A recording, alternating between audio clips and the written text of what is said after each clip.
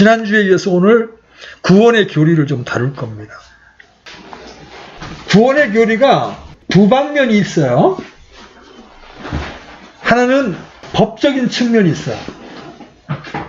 또 하나는 생명이라고 하는 측면이 있어요. 구원받았다는 게 법적으로 무슨 뜻이냐? 우리가 지난주에 그 부분을 다뤘어요. 구원받았다는 게 법적으로 어떻단 얘기냐? 첫째로 의롭게 되었다는 뜻이다. 하나님이 예수님을 믿는 믿음을 보시고 우리 죄인들을 의롭다고 선포해 주시는 거예요. 그게 법적인 측면의 첫 번째가 의롭게 됨이에요. 두 번째가 구속, 우리의 모든 죄값이 치러졌다는 거예요. 하나님의 아들 예수께서 이 땅에 인간으로 오셔서 십자가에서 우리의 모든 죄값을 치루어 놓으셨다. 다 갚아 놓으셨다. 이 법적으로 이미 이루어진 일이야. 십자가에서. 그렇게 됨으로 인해서 우리가 하나님의 아들로 양자가 됐어. 원래 하나님의 아들은 예수님밖에 없잖아요. 그런데 우리가 예수님을 믿는 순간 우리가 하나님의 족보에 올라가는 거예요. 양자가 돼요. 하나님의 양자. 그래서 우리가 하나님을 아버지라고 부르는 거예요. 우리 하나님의 아들들, 자녀들이 되고. 그리고 우리는 하나님 앞에 거룩하게 구별되었어요. 예수님의 피를 칠해서 너는 내 거다 하고 다른 용도로 떼어놓은 거야. 이 거룩하게 구별되었다는 말이 그 뜻이에요. 그래서 김주원이가 하나님의 사람으로 하나님의 목적으로 딱 구별해놨는데 떼어놨는데 그 몸을 마귀에게 주면 어떻게 돼? 합당한 걸까? 합당하지 않은 걸까? 이게 법적으로 내가 예수님을 믿고 구원받을 때 일어나는 일이에요. 다시 한번 봐요. 가장 먼저 뭐예요? 의롭게 되었다. 내 행위로 의롭게 된 게 아니죠. 믿음으로. 예수님이 이루신 일을 믿음으로 내가 의롭게 되었다. 아멘? 그리고 나의 모든 죄값이 지불되었다. 그래서 값 주고 사신 거야. 예수님의 피값을 주고 나를 산 거야. 마귀에게 종로로 닫은 나를 예수님의 피값을 주고 하나님이 사신 거야. 그렇게 돼서 이제 마귀의 자녀였던 우리가 하나님의 아들들로 입양이 되었다. 그리고 우리는 하나님의 목적에 합당하게 살도록 거룩하게 구별되었다. 이게 구원의 교리의 법적인 방면이에요. 근데 기독교는 단순하게 어떤 이론이나 지식의 차원에 머무는 그런 종교가 아니죠? 기독교는 생명의 종교예요. 생명의 종교. 그래서 우리가 구원받았다고 할 때는 생명의 방면에 몇 가지 단어들이 있어요. 그래서 오늘 그 단어들을 간단하게 찾아보고 구원받았다는 게 뭘 말하는 거냐 그걸 한번 여러분 마음속에 분명하게 정리할 수 있었으면 좋겠어요. 이거 지난주에 한 거고 오늘은 생명의 방면이에요. 생명의 방면에서 구원받았다는 게 뭘 말하느냐. 첫 번째, 다시 태어났다. 요한복음 3장에 보면 한번 요한복음 3장 펴봐요. 요한복음 3장 3절부터 7절까지 한번 펴봐요. 같이 한번 읽어봅니다. 시작. 예수님께서 그에게 응답하여 이르시되 진실로 진실로 내가 내게 이르노니 사람이 다시 태어나지 아니하면 하나님의 왕국을 볼 수 없느니라 하시니라. 니고데모가 그분께 이르되 사람이 늙으면 어떻게 태어날 수 있나이까? 그가 자기 어머니 태에 두 번째 들어갔다가 태어날 수 있나이까 하매 예수님께서 대답하시되 진실로 진실로 내가 내게 이르노니 사람이 물에서 나고 성령에게서 나지 아니하면 하나님의 왕국에 들어갈 수 없느니라. 육에서 나는 것은 육이요 성령에게서 나는 것은 영이니 내가 내게 이르기를 너희가 반드시 다시 태어나야 하리라 한 것에 놀라지 말라. 사람이 구원받을 때 사람의 영은 하나님의 영에 의해서 다시 태어나요. 이거를 거듭남이다 그래. 거듭남. 신학적으로는 중생이다 그래. 중생. 다시 태어난다. 이 다시 태어나는 게 얼마나 중요하길래 예수님이 두 번이나 강조하죠. 진실로 진실로 내가 내게 이르노니 사람이 다시 태어나지 아니하면 하나님의 왕국을 볼 수 없느니라. 반드시 다시 태어나야 한다. 그러면 왜 예수님이 우리에게 다시 태어나야만 한다고 말씀하십니까? 우리는 아담의 후예들로 우리의 영이 죽은 채 태어났기 때문에 그래요. 창세기 2장 17절 말씀에 따라 아담과 이브가 범죄했을 때 그들의 영이 죽었어요. 아담의 불순종으로 말미암아 예수 그리스도를 제외한 모든 사람들의 영은 죽은 채 태어난 거예요. 그래서 에베소 2장 1절에 보면 또 그분께서 범법과 죄들 가운데 죽었던 너희를 살리셨도다 그래요. 우리는 어떻게 태어난다? 죽은 채 태어난다. 하나님을 알지 못해. 태어나자마자 할렐루야 그러는 사람 아무도 없어. 그지? 하나님이 없다 하고 하나님 욕하고 그런다. 왜 그래? 죽어있기 때문에. 영적인 지각이 죽어있기 때문에 하나님을 알지 못해. 그럼 왜 이렇게 죽었어요? 하나님께서 아담을 데려다가 에덴의 동산에 두시고 그것을 가꾸고 지키게 하셨습니다. 그리고 남자에게 명령하죠. 동산 모든 나무에서 나는 것은 내가 마음대로 먹어도 되지만 선악을 알게 하는 나무에서 나는 것은 먹지 말라. 그 나무에서 나는 것을 먹는 날에는 내가 반드시 죽으리라. 아담과 이브는 에덴 동산에서 행복한 나날을 보냈습니다. 그 중에 특별히 즐거운 게 뭐예요? 하나님과 교제를 갖는 거야. 선선한 저녁이 되면 하나님께서 내려오셔서 그들을 방문하곤 하셨습니다. 그런데 어느 날 비참한 일이 벌어졌죠? 사탄이 이브 할머니를 찾아와서 이야기를 나누기 시작합니다. 사탄이 이브 할머니에게 묻습니다. 참으로 하나님께서 말씀하시기를 너희는 모든 동산나무에서 나는 것을 먹지 말라고 하시더냐? 이게 아무렇지도 않은 질문 같지만 사탄의 음흉한 계략이 담겨있는 말이죠. 그 계획은 이브 할머니를 속여서 하나님을 불순종하도록 꼬이는 거였어요. 그때 이브 할머니가 잘 모르면 남편에게 물어봐야 되는데 우리가 동산나무의 열매를 먹을 수 있으나 동산 한가운데 있는 나무의 열매에 관하여는 하나님께서 이르시되 너희는 그것을 먹지도 말고 만지지도 말라. 너희가 죽을까 하노라 하셨느니라. 이분은 하나님의 말씀을 정확하게 알고 있지를 못했어요. 하나님은 선악을 알게 하는 나무를 제외하고는 어떤 나무의 열매도 자유롭게 따먹을 수 있게 하셨습니다. 만지지도 말라는 말씀을 하시지도 않았는데 자기 생각 속에서 만지지도 말라고 그러셨어. 먹으면 혹시 죽을지도 몰라 이렇게 말씀하셨어. 하나님은 반드시 죽으리라고 그랬는데 이게 우리 마음속에 하나님의 말씀이 분명하게 있지 않으면 어떻게 돼? 마귀에게 이렇게 속는 거예요. 그죠? 그래서 이브가 하나님의 명령을 정확하게 알지 못한 것을 안 사탄은 이브에게 먼저 접근을 한 거예요. 그래서 교회 안에서도요, 항상 마귀가 누구에게 접근할까요? 말씀을 정확하게 알지 못하는 사람들을 접근하는 거예요. 그래가지고 그럴듯하게 속여서 그 사람을 통해서 거짓된 교리가 퍼져나가게 만드는 거예요. 그 말을 들은 사탄이 이거 잘 모르는구나. 이브 할머니, 이브가 잘 하나님의 말씀을 모르는구나 알고 난 다음에 어떻게 했어? 너희가 결코 죽지 아니하리라. 너희가 그것을 먹는 날에는 눈이 열리고 너희가 신들같이 되어서 선악을 알 줄을 하나님께서 아시느니라. 이 말이 무슨 말이에요? 야, 니들이 그거 따먹고 눈이 밝아져서 신들처럼 될 게면 하나님이 너희들을 저 차원으로 머물게 하려고 못 먹게 한 거야. 따먹어. 따먹으면 너 더 눈이 밝아질 수 있어. 이게 충동질을 했죠? 결국 이분은 어떻게 했어요?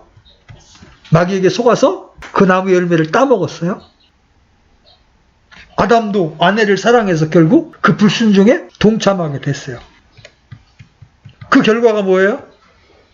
우리 모든 사람에게 죽음이 전달된 거예요. 죄가 전달되고 죄에 싹친 죽음이 전달된 거예요. 그런데 따먹는 날에는 죽으리라 그랬는데 아담이 그날 죽었어요? 안 죽었어요. 930까지 살았잖아요. 그죠? 그럼 뭐가 죽은 거예요? 그것은 영적인 죽음이에요. 그때부터 하나님과의 교제가 끊어진 거예요. 성경에서 죽음은 항상 분리를 의미하죠.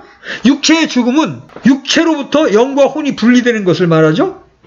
영적인 죽음은 하나님의 영과 사람의 영의 분리를 말하는 거예요. 하나님의 생명으로부터 떨어져 나가는 것이 영적으로 죽었다는 거예요. 그래서 결국 아담과 이브에게 심판이 내려졌어요.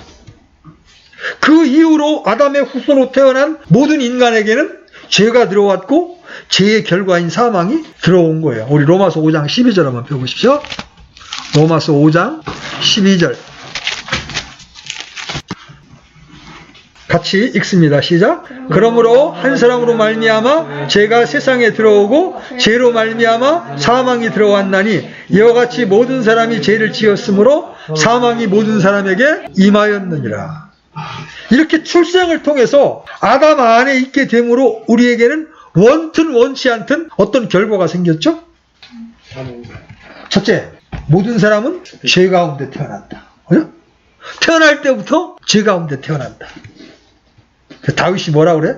보소서 내가 불법 가운데 형성되었으며 내 어머니가 죄 가운데 나를 수태하였나이다. 그 타락한 본성, 죄성을 가지고 태어나요. 여러분들 자녀들 키워보셨죠? 한 번도 부모님이나 선생님이 미워해라, 시기해라, 싸워라 가르친 적이 없는데 때만 되면 그게 나오잖아요. 그죠? 김주현이도 요새 형이 조금만 괴롭히면 저보다 5살 위인데도 야 바보야 이러면서 대들어. 누가 가르친 적도 없는데도 이겨먹겠다고. 그래서 이 죄성을 가지고 태어나니까 죄를 짓는 거예요. 그죠? 한 사람도 죄를 짓지 않는 의인이 없는 거예요. 왜? 태어날 때부터 우리 안에 죄의 씨를 가지고 태어나는 거예요. 성경은 그래서 사람을 행악의 종자예요. 죄의 씨를 가지고 태어났다. 그렇게 죄를 지니까 어떻게 돼? 하나님 앞에 진노의 자식이 되는 거예요. 진노의 자식이. 하나님 싫어하시는 일만 골라 하는 거예요. 그렇게 인격적이고 깨끗해 보이는 사람도 하나님 얘기만 나오면 거품을 물어요. 제가 고등학교 다닐 때 굉장히 인격적인 선생님이 있었어요. 학생들한테도 그렇게 친밀하고 정말 인격적이에요. 깨끗해요. 근데 예수 믿는, 그때는 저는 안 믿었지만 예수 믿는 학생들을 그렇게 미워하더라고요. 서양 종교를 믿는다면서요? 왜 그래요? 죄성을 가지고 태어났기 때문에 하나님에 대해서 적대적인 거예요. 하나님 진노의 자식인 거예요. 이게 다 영이 죽은 채 태어나기 때문에 일어나는 일들이에요. 그래서 이 죽었던 영이 살아나야만, 다시 태어나야만 하나님의 왕국을 볼 수 있는 거예요. 잘 보세요. 우리 인간이 어떻게 지금 구성이 되어 있느냐면 제일 백화태가 우리 몸이 있잖아요. 그죠? 우리 몸이 있고 이 몸 안에 혼이 있어. 그리고 몸의 중심부에 영이 있어. 이 몸은 외부 세계를 인식하는 기관이에요. 뭘 보고 듣고 느끼고, 그쵸? 아, 날씨가 춥다. 옷을 두껍게 입어야 되겠구나. 이 외부 세계를 인식해서 혼에게 전달해 주는 거야. 혼이 원래 나야. 이게 지옥 가고 천국 가는 건 혼이에요. 그래서 이 몸이 외부 세계를 인식해서 혼에게 전달해 주고 뭔가를 결정하는 거야. 영은 하나님께로부터 오는 것을 인식해서 혼에게 전달해 줘야 되는데 이 영이 고장이 났어. 봐요. 여기 KBS, MBC 전파가 돌아다니는데 안테나가 없으면 그 화면을 잡을 수 있어, 없어? 못 잡죠. 안테나가 없으면 지직거리고, 그죠? 안 나와요. 이 영이 하나님께로부터 오는 시그널을 잡는 기관인데 이 영이 아담 할아버지가 범죄하면서 아담으로부터 태어난 모든 사람의 영이 기능이 정지가 된 거예요. 마치 핸드폰 배터리가 방전이 된 것 마냥 그 멀쩡하게 걸어다니고 말하는데 하나님을 인식하는 기관이 영이 죽었으니까 어떻게 돼? 하나님을 알지를 못해요. 그러다가 어느 날 이 사람이 복음을 듣게 돼. 아, 우리가 이렇게 아담이 범죄함으로 죄가 우리 안에 들어왔고 우리 영이 죽은 채 태어나서 이대로 살다 죽으면 영원한 심판이 기다리고 있다. 그런데 그런 우리를 불쌍히 여기셔서 하나님께서 이 땅에 독생자를 보내셔서 우리의 죄 때문에 십자가에 돌아가게 하시고 우리를 의롭다 하시기 위해서 예수님이 부활하셨다라는 복음을 듣는 순간, 그 말씀을 내가 받아들이는 순간 이 말씀이 우리 안에 들어와서 우리 죽었던 영을 살리는 거예요. 복음의 말씀을 내가 받아들일 때 죽었던 영이 살아나는 거예요. 그걸 다시 태어났다, 거듭났다 이렇게 말하는 거예요. 이건 생명의 문제죠. 죽었다 살아나는 건 생명의 문제잖아요. 그죠? 그래서 지금 세상에 열심히 살아가고 있는 모든 사람들이 예수님을 모르는 한 그는 하나님 앞에는 죽은 자예요. 하나님의 말씀을 들을 줄도 모르고 하나님을 찬양할 줄도 모르고. 왜? 죽어 있으니까. 그렇죠? 복음의 말씀이 내게 전달됐을 때, 아, 예수님이 나 때문에, 내 죄 때문에 십자가를 지신 거구나. 이 사실을 믿음으로 받아들일 때 성령이, 하나님의 영이 우리 안에 들으셔서 이 내 죽었던 영을 여기 살려주시는 거예요. 그러면 이 영이 살아나는 거야. 그거를 다시 태어났다, 거듭났다 이렇게 표현하는 거예요. 이걸 두 번째 출생이다 그러는 거예요. 근데 이 생명의 방면은 이걸로만 끝나지를 않아요. 두 번째, 구원받을 때 어떤 일이 일어나느냐? 우리가 다시 살아나고 다시 태어나지만 또 어떤 일이 벌어지느냐면 영적인 할례가 이루어져. 좀 어려운 얘기인데 이 이야기는 우리 한번 골로새서 2장 11절 12절 한번 펴보세요. 골로새서 2장 11절 12절 찾으셨으면 같이 읽습니다. 시작. 또한 그분 안에서 그리스도의 할례로 말미암아 육신의 죄들에 속한 몸을 벗어버림으로 손으로 하지 않은 할례로 할례를 받았느니라. 너희가 침례 안에서 그분과 함께 묻혔고 그분을 죽은 자들을 부활하신 하나님의 활동에 대한 믿음을 통해 침례 안에서 또한 그분과 함께 일어났느니라. 여기 그리스도의 할례라는 표현이 나오죠. 그리스도의 할례. 이게 뭘 얘기하냐면 육신의 죄들에 속한 몸을 벗어버렸다. 봐요. 이 몸과 혼이 영이 죽는 순간 영이 기능을 못하니까 이 혼과 몸이 몸 안에는 죄가 들어와 있단 말이에요. 혼과 몸이 달라붙어버린 거야. 그래서 구약에서 보면 시체만 만져도 부정하다고 말해.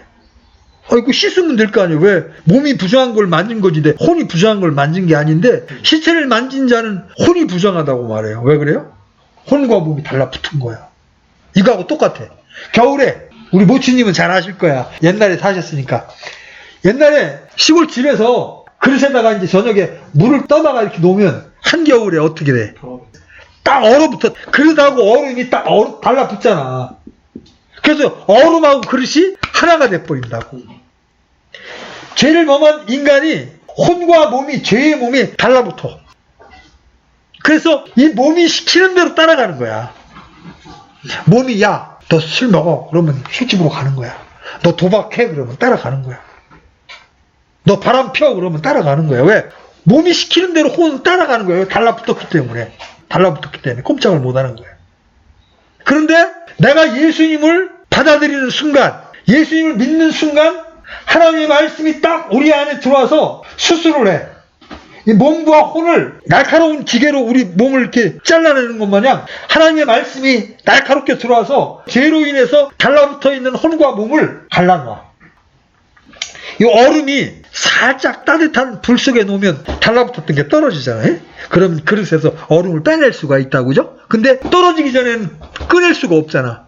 하나님이 달라붙어 있던 혼과 몸을 갈라, 수술. 여기 하나님의 활동이라는 말이 12절에 나오는데 이 활동이라는 말이 영어로 오퍼레이션이야.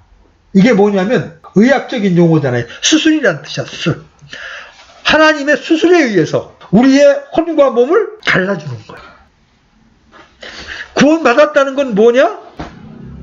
달라붙었던 죄의 몸과 혼이 갈라지는 거다. 자, 봐요. 영은 살아났고 하나님을 인식하는 기관이 영은 살아났고 달라붙었던 혼과 몸은 이렇게 떨어졌어. 몸은 떨어졌어. 그러면 이제 이 혼이 선택을 할 수 있어. 이제는. 옛날에는 죄의 몸하고 달라붙어서 선택을 못해. 몸이 시키는 대로 가는 거야. 죄가 시키는 대로 가는데 영이 살아나니까 하나님의 말씀이 이제 통하기 시작하니까 이게 하나님의 뜻이 아니지? 그러면서 이 혼이 영하고 결합을 해. 그 죄를 이제 거절할 수 있는 힘이 생기는 거예요. 육체를 거절할 수 있는 힘이 생기는 거예요. 물론 힘이 생겼어도 여전히 죄를 즐거워하면 이 죄의 몸과 결합해서 그리스도인이라 할지라도 죄를 지으며 살아갈 수가 있는 거예요. 죽을 때까지는 우리 안에서 옛사람과 새사람이 싸우는 거예요. 그래서 구원받았다라는 것의 생명적 방면의 두 번째는 뭐야? 영적 할례를 받아서 죄들의 몸을 내가 벗었다. 예를 들어서 김주원이가 동생을 자꾸 괴롭히는 일을 한다. 육체가 자꾸 그렇게 시킨다. 근데 김주원이가 진짜 그 안에 예수님이 들으셨으면 그걸 거절할 수 있는 힘이 생기는 거예요. 이건 하나님이 기뻐하시는 일이 아니지. 그만해야 되겠다. 제가 옛날에 자주 말했지만 술, 담배 쩔어 살았단 말이에요. 담배 하루에 2갑. 술은 연구단지에 다녔으니까 유성에서 1차, 은행동에서 2차. 새벽 3시는 돼야 집에 들어오고 있다. 몸이 시키는 대로 따라갔단 말이에요. 상갓집이 있다고 그러면 곱석치가 가가지고 날밤 새고. 근데 어느 날 그게 싫어지는 거야. 왜 그래? 이 혼과 몸이 딱 갈라지니까 몸이 시키는 일을 이제 거절할 수 있는 힘이 생긴 거야. 영이 살아났기 때문에. 이게 내가 예수님을 믿을 때 우리 안에서 실제로 일어나는 일이라는 거예요. 이게. 그 다음에 그것뿐이냐? 그게 아니에요. 성령님이 우리를 다시 태어나게 하시고 영적 할례만 하시는 게 아니라 어떻게? 우리 안에 내주하시. 고린도전서 6장 한번 펴봐요.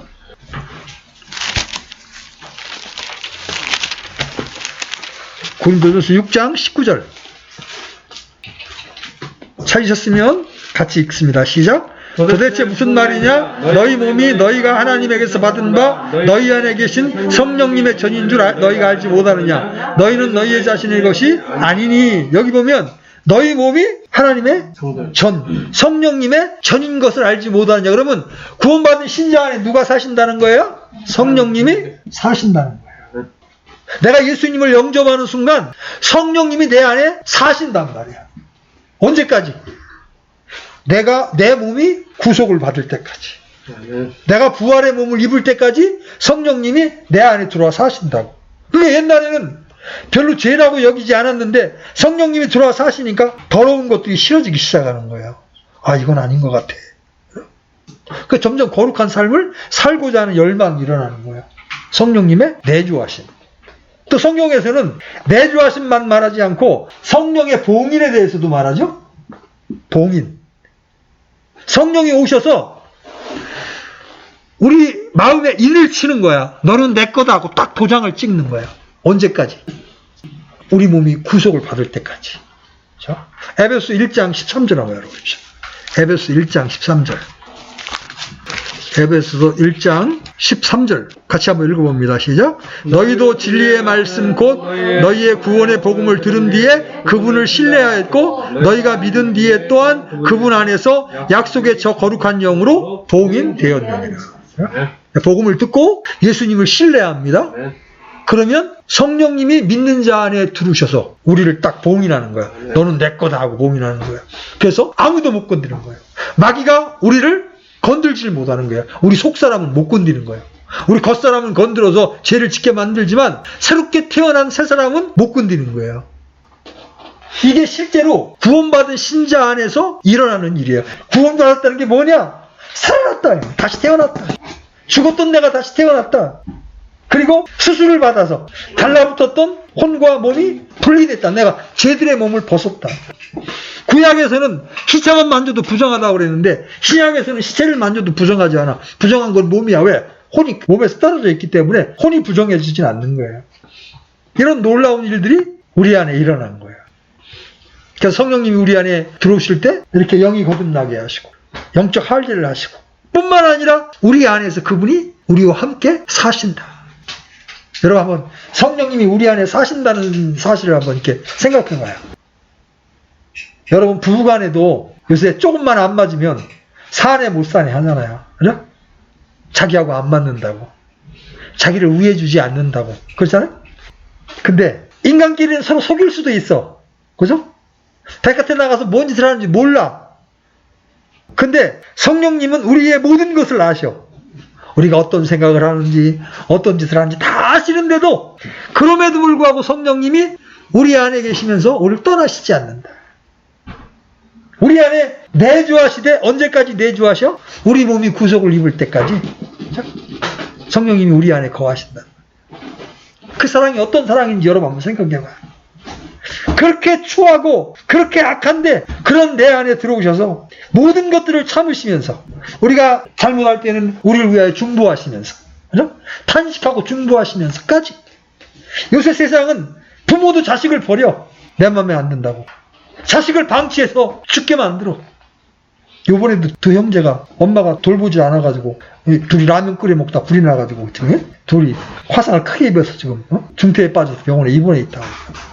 이런 시절이지만 성령님은 형편없는 우리에도 불구하고 우리 안에서 우리를 위해서 중보하시면서 계속 우리와 함께 계신다. 예수님의 십자가 사랑도 놀랍지만 성령이 우리를 떠나지 아니하시고 우리 안에서 끝까지 내주하신 이 사랑을 생각할 때 우리가 하나님 앞에 감사하지 않을 수 없어요. 그죠? 우리 같으면 어떻게 돼? 벌써 빠이빠이. 그랬을 텐데, 그죠? 영원히 우리를 떠나지 않고 내가 너와 함께 영원히 있으리라. 그죠? 얼마나 이 놀라운 약속이에요. 여러분, 우리가 영적 전쟁을 할 때, 고난을 당할 때 승리할 수 있는 비결이 뭐예요? 이 약속을 신뢰하는 거야. 내가 너를 버리지 않겠고 내가 너를 영원히 떠나지 아니하리라. 내가 영원히 너와 함께 하리라.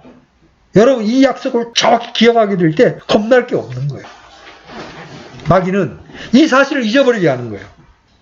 그냥 나 혼자 있는 것 같고 하나님이 안 계신 것 같고, 그죠? 옛날에 이 마르틴 루터가 이제 그런 일이 있었잖아요. 한참 성령이 충만해서 카톨릭과 싸움을 벌였습니다.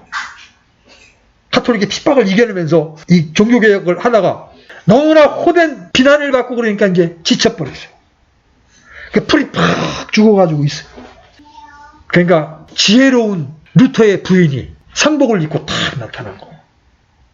그러면서 곡을 하는 거야. 우리나라식으로 하면 아이고 그러면서 곡을 하는 거야. 그러니까 마르틴 루터가 부인에게 묻습니다.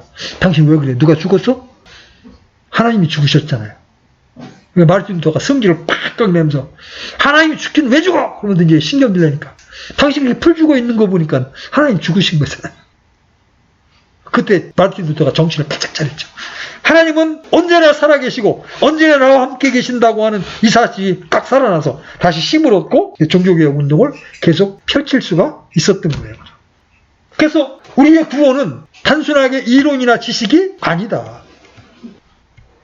이렇게 하나님은 우리를 실제로 살려주시고 방전된 배터리를 충전시키는 것처럼 성령으로 내주하시면서 우리를 충만케 하시고 죄의 몸을 벗게 하셔서 이제 죄와 싸울 수 있는 세상과 싸울 수 있는 힘을 우리에게 주셨다. 여러분이 이 위치를 정확하게 이해할 때 영적 전쟁에서 여러분이 주도권을 잡을 수가 있는 거예요. 이 사실을 모르고 구원 받아보니까 뭐 별것도 아니네. 그게 그거네. 이런 사실을 알지 못하면 구원이 너무 썰렁한 거예요. 별거 아닌 것처럼 생각하는 거예요. 별게 아닌 게 아니에요. 여기 지금 보세요. 하나님이 내 안에 들어와서 하신다. 하나님이 내 몸 안에 들어와서 하신다. 이게 별거가 아니에요? 놀라고 자빠질 일이지. 우리 집안에 이순신 장군만 와도 세종대왕만 와도 영광인데 우주의 창조주가 우리 안에 들어와서 하신다. 자부심이 있어야 되잖아요. 응? 나는 하나님의 사람이다. 내 안에 하나님이 사신다. 제가 담배를 끊게 될 때도 저는 담배가 죄라는 생각을 안 했어요. 성경에 담배 피지 말란 말도 없으니까. 근데 어느 날 제가 복음을 전하고 난 다음에 사람들이 수군대는 거예요. 저 사람은 하나님 이야기하면서 담배를 피네? 그때 이게 내가 합당하지 않은 건가? 그러다가 아까 우리가 봤던 고린도전서 6장 19절을 제가 읽게 됐어요. 너희 몸이 성령님의 전인 줄 알지 못하느냐. 그때 제가 깜짝 놀랐죠. 내 안에 성령님이 사신다고? 그 존귀하고 거룩한 분이 내 안에 들으셨는데 여기다가 알코올을 들이붓고 여기다가 담배 니코틴을 들이분다? 이거는 진짜 합당하지 않은 거다. 끊어야 되겠구나. 제가 결단을 딱 하고 하나님 앞에 기도하기 시작하면서 그런 부분들을 거절할 수 있었어요. 그래서 우리의 구원은 시시한 게 아니라는 거예요. 죄 없는 의인이 한 명도 없는데 하나님은 믿음 하나를 보시고 우리를 법적으로는 의롭다고 해주시고 거룩하다고 말해주시고 실제로 우리 안에 생명으로 들어오셔서 우리 안에 사시면서 우리를 거룩한 길로 의의 길로 인도해 주신다. 이거 얼마나 영광스러운 거예요. 그래서 이 복음을 사도 바울이 뭐라고도 표현하느냐면 은혜의 복음이라고도 표현하지만 왜냐면 우리가 은혜로 구원을 받으니까 은혜의 복음이라고도 표현하지만 사도 바울이 뭐라고 표현하느냐면 영광의 복음이라고 표현하는 거예요. 영광의 복음. 죄인이었던 우리가 벌레 같았던 우리가 하나님의 아들이 되었고 하나님이 그 안에 사시는 영광스러운 존재가 되었고 마침내 이 복음의 능력으로 말미암아 우리는 어떤 자들로 변화가 돼? 예수 그리스도와 똑같은 형상으로 변화된다는 거예요. 여러분 생각해 보세요. 예수님처럼 공간을 이동하고 그죠? 천사와 같은 능력을 가지고 우주를 통치할 수 있는 그런 존재로 우리가 영광스럽게 변화될 모습을 한번 여러분 상상해 보세요. 그래서 우리가 받은 구원을 정확히 알고 이 구원을 소중히 여길 줄 알아야 되는 거예요. 구원받은 사실 하나만으로 감사해서 우리의 몸을 하나님께 기꺼이 드릴 수 있는 자리까지 우리가 서야 되는 거예요. 아멘? 그렇게 될 때 하나님이 우리를 더 깊은 영적인 세계로 인도해 주시는 거예요. 우리가 하나님의 은혜를 입어서 이 분명한 사실을 정확히 깨닫고 다른 사람들에게도 이 복음의 영광을 전할 수 있는 자리까지